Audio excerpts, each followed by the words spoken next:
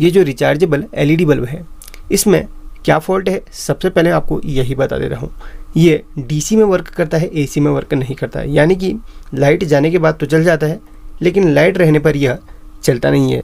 अब इसमें क्या प्रॉब्लम हो सकता है, इसका सॉल्यूशन मैं आपको इस वीडियो में बताऊंगा। सबसे पहले आपसे रिक्वेस्ट करूंगा, वीडियो को लाइक ज़रूर करना और शेयर भी आप कर देना, ताकि और लोगों को भी सीखने के लिए मिल सके। साथ ही चैनल को सब्सक्राइब करके बहुत सारी चीज़ें यहाँ पर आप सीख सकते हैं। तो चलिए फिर वीडियो को शुरू करते हैं। ये बल्ब थोड़ा आपको पुराना लग रहा होगा, तो यहाँ पर कस्टमर का है, तो यहाँ पर जैसा भी है रिपेयर करना है हमने। मेन मुद्दा इसके सर्किट को रिपेयर करने का है। अब देखिए, इसमें दो सेक्शन होते हैं, एक आपका MCPCB सेक्शन और दूसरा यहाँ पर ड्राइवर सेक्शन। अब स्टार्टिंग जो इसका कॉमन फॉल्ट होता है वो MCPCB का होता है। तो यहाँ पर कैप को उतार के, यानी कि डिफ्यूज़र को आपने हटा लिया है। तो यहाँ पर सबसे पहले आपको एक चीज़ मैं क्लियर करना चाहूँगा। काफ़ी सारे लोग नहीं जानते हैं कि जो AC/DC बल्ब होता है उसमें दो सर्किट इस्तेमाल होते हैं। यानी कि इसमें दो प्रकार की LED लगी होती है, एक DC के लिए और एक AC के लिए। तो यहाँ पर AC की समस्या है, तो यहाँ पर उसके लिए हमने आपको उससे पहले मैं एक बार क्लियर करके दिखा दूँ। इसमें DC चल रहा है और AC नहीं चल रहा है, ठीक है। इसको DC में या फिर बैटरी मोड में चलाने के लिए इसको शॉर्ट करना पड़ता है। इसके दो पिन आप इस तरीके से शॉर्ट कर लेंगे, तो यहाँ पर ये इसका DC वाला, ये देखिए सर्किट चलेगा। आप साफ साफ देख रहे होंगे कौन सी लाइन यहाँ पर चल रही है, DC वाली। इसका मतलब ये DC की लाइन है, मतलब ये जो बीच की है ये वाली, और ये वाली छोड़ के जो बीच की लाइन है वो DC की है। यानी कि वो DC में वर्क करती है और बाकी जो बचा वो AC में वर्क करता है। तो चलिए एक बार मैं आपको क्लियर यहाँ पर दिखाने की कोशिश करूँगा। होल्डर में मैंने इसको फिट कर लिया है, तो आप देख सकते हैं यहाँ पर ये इस तरीके से चमक रहा है। तो यहाँ पर देखिए, ज़रूरी नहीं कि MCPCB का ही सेक्शन हो, मतलब MCPCB का ही फॉल्ट हो, इसमें अदर फॉल्ट भी हो सकते हैं। अब उससे पहले एक बार इसकी क्लियर मैं वोल्टेज चेक कर लेता हूँ, ठीक है। MCPCB की वोल्टेज चेक कर लूँ, उसके बाद ही हमें पता चल पाएगा। उससे पहले या तो फिर आप चिमटी से एक एक करके शॉर्ट करके देख सकते हैं, जैसे कि मैं यहाँ पर कर लेता हूँ। चलिए एक एक करके शॉर्ट करके, लेकिन ये बहुत ही लंबा मेथड रहेगा, इसमें हमारा काफ़ी ज़्यादा टाइम भी खर्च होगा। अब यहाँ पर हमें इसकी वोल्टेज चेक करनी होगी, तो इसकी वोल्टेज चेक करने के लिए यहाँ पर दो वायर पे मैं एक बार मल्टीमीटर को चेक करके देखता हूँ। तो यहाँ पर मल्टीमीटर को रखता हूँ DC 200 की रेंज पे, क्योंकि यहाँ DC आउटपुट होता है, तो वहीं पे हमें पता चल पाएगा। तो मल्टीमीटर यहाँ पर आपको क्लियरली दिखा दूँ। अब यहाँ पर मैं टच करके आपको दिखाता हूँ। तो यहाँ पर 21 या 22 वोल्ट मिल रही है, तो कंफर्म नहीं हो पा रहा कौन सी इसकी DC की है और कौन सी AC की है। सबसे पहले मैं DC इसको अलग करके DC के यहाँ पर इसको फाइंड करता हूँ। तो यहाँ पर इसका मतलब DC का हमारा कौन सा है, ये वाला है, ठीक है। तो चलिए कंफर्म हमारा हो चुका है। तो AC का जो आ रहा है, मतलब यानी कि जो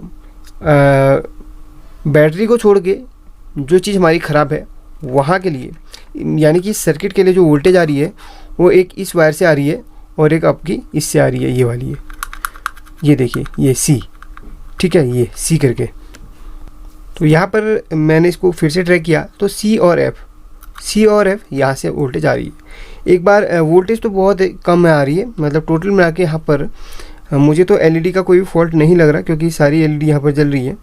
फिर भी एक बार कंफर्म करने के लिए मैं इस सभी को शॉर्ट करके देख लेता हूँ। अगर हमारी LED जलती है तो समझ लीजिए यहाँ पर कोई ना कोई MCPCB का सेक्शन ख़राब है, ठीक है। MCPCB में कोई LED फ्यूज है। तो यहाँ पर अभी तक तो कंफर्म नहीं हुआ है, क्योंकि यहाँ पर मैंने एक एक करके सभी को शॉर्ट करके देख लेना होगा। तो वैसे वोल्टेज कम आ रही, तो इसका मतलब कुछ ना कुछ अंदर से इसका दिक्कत है। चलिए ये भी हमने कंफर्म कर लिया है। अब जो फाइनल टेस्टिंग है हमारी ड्राइवर की है, ठीक है। ड्राइवर को अब इसको ओपन करने के लिए आप इस कवर को ओपन कर लेंगे, तो यहाँ पर अब कंफर्म हो पाएगा कि ये वोल्टेज कहाँ से कहाँ के लिए आ रही है। तो यहाँ पर आपकी इसको हम निकाल के अलग कर लेते हैं, और यहाँ पर ये जो वायर जा रही हैं C और F यहाँ पर, तो यहाँ से 400 वोल्ट, तो ये है फाइनली हमें मिल चुका है। ये जो रेड और ब्लैक वाली वायर है, मुझे लगता है कि यहाँ के लिए जा रही हैं। उससे पहले एक बार फिर से मैं ट्रैक कर लूँ, कंफर्म करने के लिए ट्रैक जरूर करना ज़रूरी है। एक मिनट, यहाँ से जा रहा है और इसका एक बार ट्रैक कर लेता हूँ बैटरी के। तो बैटरी की जो लाइन है वो जा रही है यहाँ से होते हुए आपका इसमें, तो कंफर्म हो गया, ये है बैटरी का। अब उससे पहले एक बार यहाँ पर एसी इनपुट चेक कर लेता हूँ। वैसे वोल्टेज कम आ रही है तो इसका मतलब कुछ ना कुछ इसमें ये कैपेसिटर भी फटा हुआ लग रहा है यहाँ पर। ये देखिए ये कैपेसिटर भी, ओहो, इसका मतलब इसमें कैपेसिटर का भी दिक्कत हो सकता है, क्योंकि मेन में अगर कैपेसिटर ख़राब है तो समझ लीजिए वो लोड नहीं ले पाएगा सर्किट। ठीक है, तो यहाँ पर कितने वोल्ट का कैपेसिटर है ये है 400 वोल्ट और 8.2 माइक्रोफैरड का। तो इसकी तो लेग ही टूटी हुई है। तो उससे पहले मैं एक बार इस कैपेसिटर को चेंज करके देख लेता हूँ, उसके बाद ही पता चल पाएगा कि फॉल्ट क्या है। ठीक है, कैपेसिटर को निकाल लेते हैं। चलिए, तो चलिए फिर सोल्डरिंग एरे भी हमारा गर्म हो चुका है, अब इसको हम निकाल लेते हैं। चलिए, ये लेग निकल चुकी है और ये वाली भी हमारी निकलनी बाकी है। दोस्तों, वैसे इसमें अलग अलग प्रकार के फॉल्ट आते हैं, ज़रूरी नहीं कि सभी में एक ही प्रकार का फॉल्ट हो, सभी में अलग अलग फॉल्ट आते हैं। तो यहाँ पर कितने, फिर से देख लूँ इसका माइक्रोफैरड क्या है, 8.2 माइक्रोफैरड है। तो चलिए मैं ढूंढता हूँ इस वैल्यू का। तो एक कैपेसिटर तो मुझे यहाँ पर मिल गया है, ये है 400 वोल्ट और 2.2 माइक्रोफैरड का। तो 2.2 माइक्रोफैरड का है तो इसका मतलब ये चल जाना चाहिए, कोई दिक्कत नहीं है।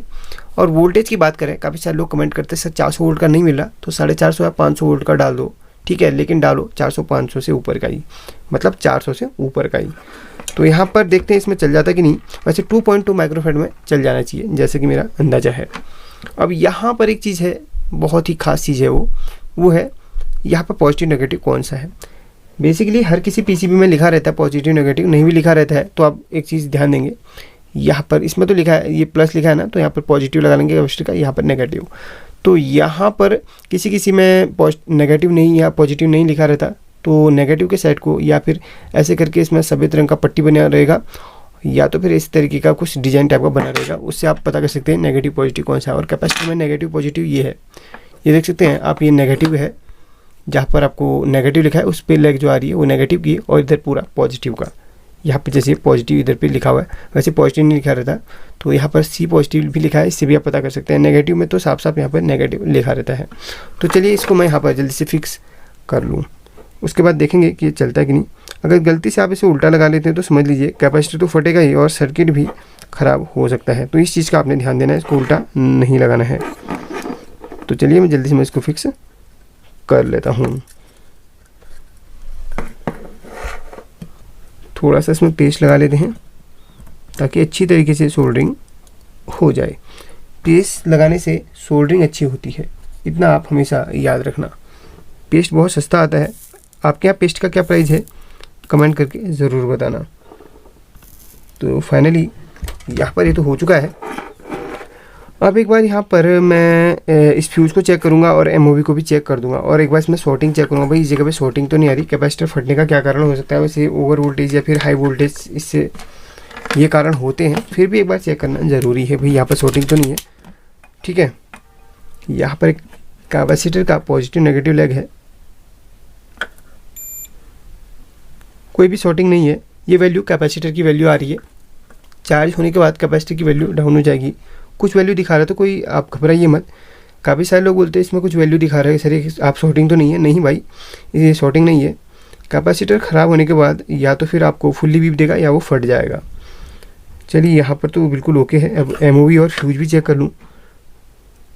फ्यूज ओके है, फ्यूज है 1 ओम का, और यहाँ पर इस कैपेसिटर पे भी एक बार चेक कर लेता हूँ फाइनली। उसके बाद मैं नेक्स्ट यहाँ पर जो भी काम टेस्टिंग वगैरह रहेगा वो कर लूँगा। बिल्कुल ठीक है। अब यहाँ पर तो चलिए एक बार मैं इसको चेक करके भी देख लूँ। देखिए देखिए देखिए, ये चल पड़ा, आपको मैं दिखाता हूँ। ये देखिए, ये देखिए यहाँ पर ये चल पड़ा। लेकिन एक गलती मेरे से हो गई है, मैंने आप लोगों को उतना समझाया भाई कि ये उल्टा मत लगाना, मैंने गलती से इस कैपेसिटर को उल्टा लगा लिया। हो सकता है काफ़ी लोगों का यहाँ पे ध्यान गया होगा। जब यहाँ पर ये कैपेसिटर मुझे ज़्यादा गर्म होते हुए लगा तो यहाँ पर मुझे लगा कि कुछ तो गड़बड़ है, तो यहाँ पर काफ़ी सारे लोगों ने ध्यान दिया होगा बस मेरे से यहाँ पर ये गलती हो चुकी है भाई, बताने के चक्कर में, और अचानक से कस्टमर भी आ गया था तो थोड़ा सा ध्यान भटकने पर यहाँ पर कितनी गलती हुई है। देखिए ये कैपेसिटर यहाँ पर काफ़ी गर्म हो रहा है और यहाँ पर फूल भी चुका है। यहाँ पर इसे मैं नहीं लगाऊंगा। देखिए मैं आपको इतना बता रहा था कि इसको बिल्कुल हमने सीधा लगाना है, मैंने खुद गलती से इसको उल्टा लगा लिया था। आज फर्स्ट टाइम मुझसे गलती हुई है, वो भी किसी कस्टमर के अचानक से आ जाने से, वरना कभी भी मेरे से गलती नहीं होती। मैं बहुत ही ध्यान से काम करता हूँ, साथ में आपको बताता भी हूँ। भाई बता तो दिया था मैंने, लेकिन यहाँ पर बस एक छोटी सी गलती हुई, इसको हमने उल्टा लगा लिया था। अब यहाँ पर दूसरा कैपेसिटर है, उस कैपेसिटर को लगाऊंगा तो वो फट सकता है। और अभी भी ये ठंडा नहीं हुआ, बहुत गर्म, अभी भी बहुत गर्म है, ठीक है। और यहाँ पर अच्छा हुआ कि ये ब्लास्ट नहीं हुआ, इसकी खाल थोड़ा सा उतर चुकी है हीट होने की वजह से। देखिए दोस्तों, होता है कभी कभी, सभी से गलती होती है, हमसे भी गलती हो रही है, तो हम लेकिन आपको अच्छी तरह सब कुछ खेल दिखाने का प्रयास करेंगे। और जो भी गलती हुई है वो बिल्कुल हम स्वीकार करते हैं। यहाँ पर आप कभी कभी होता है ना, हम लोग अगर गलती अपनी नहीं बताते हैं तो काफ़ी सारे लोग इसी वीडियो में जो जो हम बताते हैं वो चीज़ फॉलो करते हुए चलते हैं, तो हो सकता है उनके साथ भी प्रॉब्लम आए। तो इसलिए हम अपनी गलती को एक्सेप्ट करना ज़रूरी समझते हैं। तो अब इस कैपेसिटर को फिट करूँगा, लेकिन बिल्कुल अच्छे तरीके से, ध्यान से। ये देखिए नेगेटिव और इसका नेगेटिव। अचानक से कस्टमर आ गया और ध्यान भटक गया। ये देखिएगा अब ये फाइनली अच्छी तरीके से लग चुका है। एक बार कंफर्म देखूंगा, क्योंकि भाई दूध का जला तो छाछ भी फूंक के पीता ना, बिल्कुल वही हाल यहाँ पर हो रहा है। हो सकता है आप लोगों को हंसी आ रही हो, लेकिन यहाँ पर एक खतरा होने से थोड़ा सा टल गया है, अब कोई दिक्कत नहीं है। चलिए एक बार से मैं टेस्ट कर लूँ।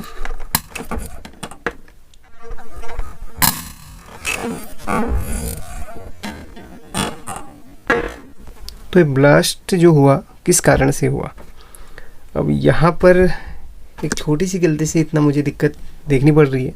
चलिए देख लीजिए वीडियो, हो सकता है आप लोगों के साथ भी ये दिक्कत हो, या फिर आप लोगों को कोई और फॉल्ट भी नज़र आएगा, तो वो भी सीखने के लिए मिलेगा। तो चलिए कुछ नया सीख लेते हैं। अब यहाँ पर एक छोटी सी गलती से, यहाँ पर देखिए आपने क्या क्या नहीं देख लिया। आज ऐसी वीडियो आपने पहली बार ही देखी होगी। तो यहाँ पर सबसे पहले मैं इसको हटा देता हूँ, यहाँ पर इसको हटा देता हूँ। अब हमने इसमें और क्या क्या चीज़ चेंज करना है। ये फ्यूज़ मैंने हटा लिया है, फ्यूज़ को सबसे पहले देखना है, क्योंकि यहाँ पर फ्यूज़ ये जल चुका है। तो फ्यूज़ को चेक करते हैं। दोस्तों मैं चाहता तो वीडियो को एडिट करके वहाँ पर ही रोक सकता था, या फिर वहीं पर फाइनल कर सकता है, लेकिन जो चीज़ है वो है। हो सकता है कुछ इसमें भी आपको नया सीखने के लिए मिले, भले ही फ्यूज़ चेक करना ही हो, सीखने के लिए मिल सकता है। यहाँ पर फ्यूज़ बिल्कुल डेड हो चुका है, कोई भी वैल्यू नहीं आ रही है। अब साथ में एमओवी भी हम चेक कर लेंगे। हो सकता है एमओवी भी हाफ शॉर्टिंग हो रही हो, फिर भी चेक करना ज़रूरी है। एमओवी कोई भी यहाँ पर वैल्यू नहीं आ रही, बिल्कुल ओके है। एमओवी में कोई भी वैल्यू नहीं आती। एमओवी बोलते मेटल ऑक्साइड बैरिस्टर, ये प्रोटेक्शन के लिए होता है। साथ में इंडक्टर कॉइल है, इंडक्टर कॉइल को भी एक बार चेक कर लेंगे। इंडक्टर कॉइल को चेक करना भी ज़रूरी है। तो यहाँ पर कॉइल पे भी कोई वैल्यू नहीं है, इसका मतलब कॉइल भी हमारी उड़ चुकी है। ठीक है, कॉइल भी उड़ चुकी है, तो कॉइल को भी अब हटा देते हैं। आज ये हुआ कि सीरीज़ में भी मेरा ये सर्किट नहीं था, यानी कि ये बल्ब सीरीज़ में कनेक्टेड नहीं था। जिस दिन गलती हो जाती है उस दिन तो बहुत सारी चीज़ें यहाँ पर गलत हो ही जाती हैं। तो आज सीरीज़ में ये बल्ब कनेक्टेड नहीं था, इसलिए यहाँ पर फोटो, वरना सीरीज़ का बल्ब जल जाता। सीरीज़ लगाते तो उसका बल्ब जल सकता था। तो यहाँ पर इंडक्टर कॉइल बिल्कुल डेड हो चुकी है। आपको दिखा दूँ इंडक्टर कॉइल के अंदर किस टाइप का होता है, ठीक है। तो सीख लो, अब वीडियो पर आगे तो सीख ही लो। और यहाँ पर इसको इस तरीके से मैं कट करके दिखाता हूँ आपको।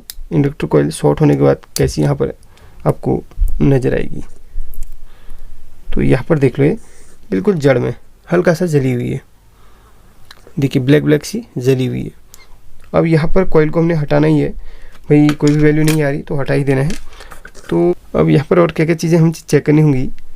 ये रेक्टिफायर देख लेते हैं, ये डायोड वगैरह एक बार चेक करके देख लेते हैं। तो चलिए इसको हम कंटिन्यूटी की रेंज में रख लेते हैं और रेक्टिफायर को चेक करेंगे।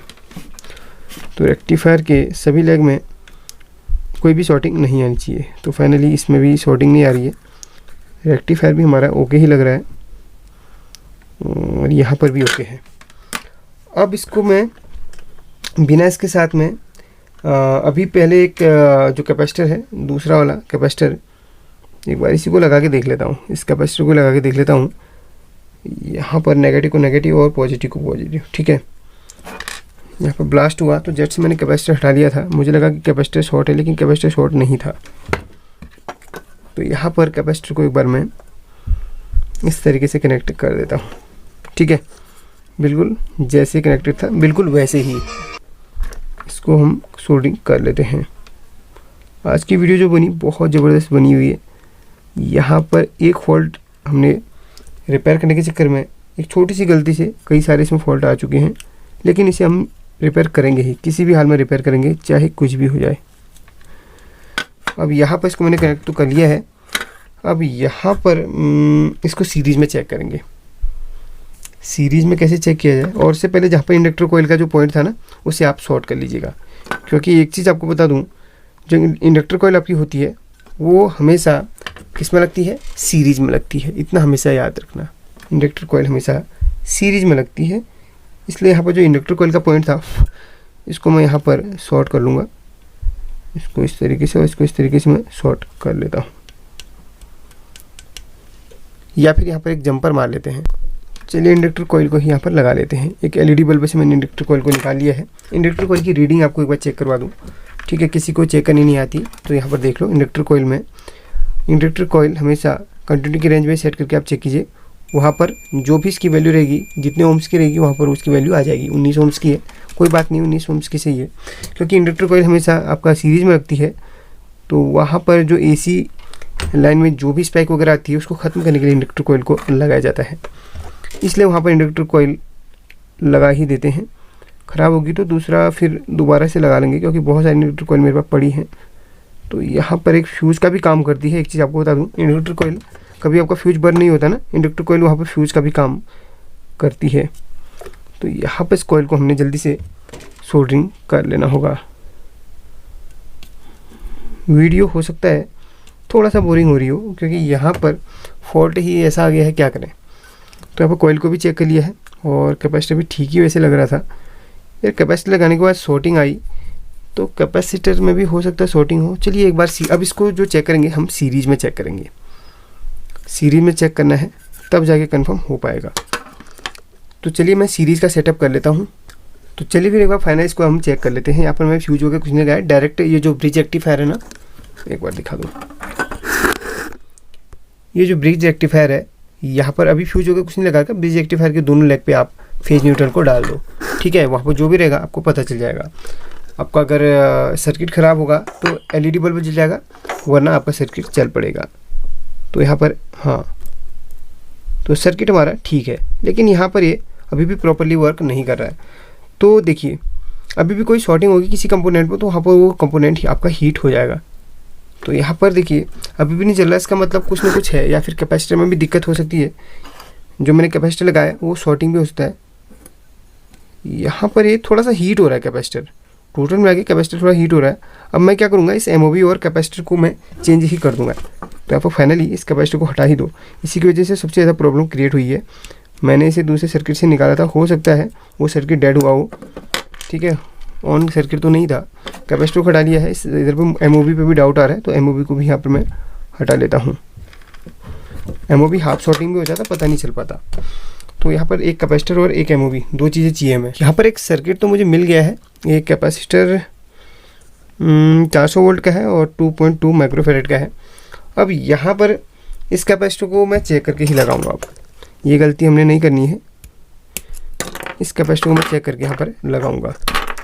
तो यहाँ पर एक कैपेसिटर सबसे पहले हम चेक कर लेते हैं, ये और ये और ये चेक कर लिया है।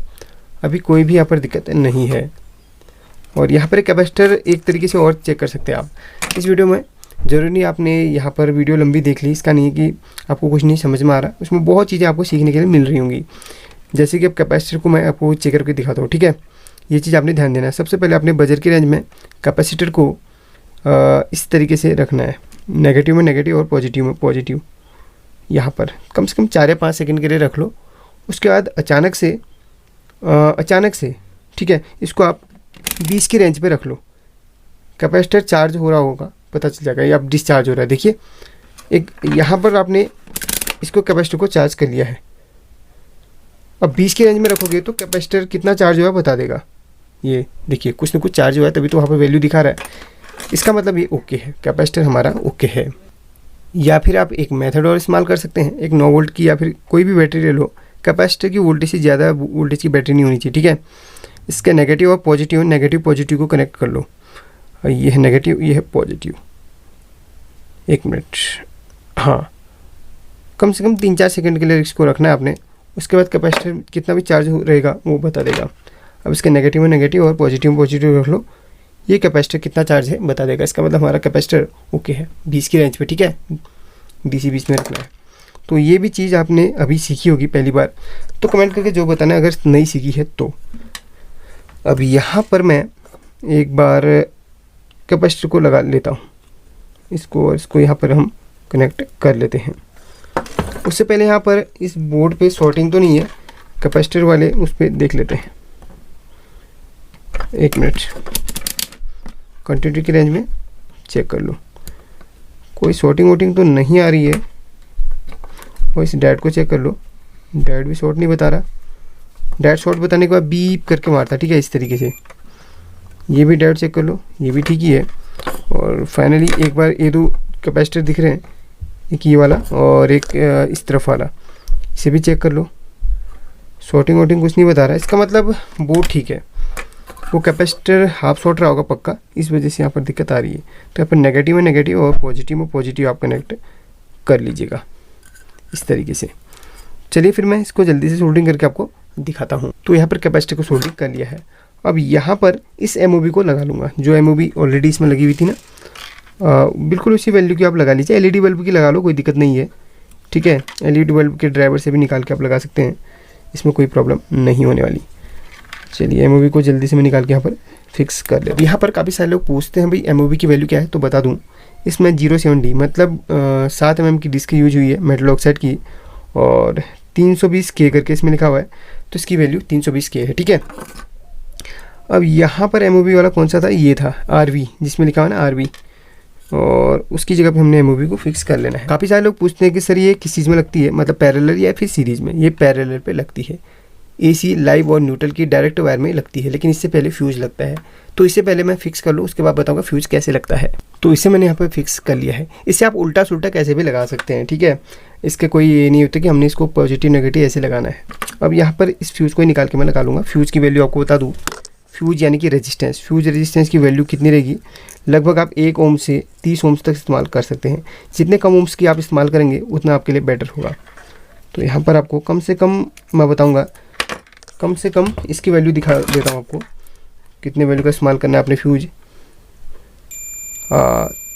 इसमें 20 ओम्स का इस्तेमाल हुआ है, तो आप 20 ओम्स का कीजिए। और इसमें कौन सी फ्यूज़ का इस्तेमाल हुआ था, लगभग 1 ओम्स की, जब मैंने इसको चेक करा था।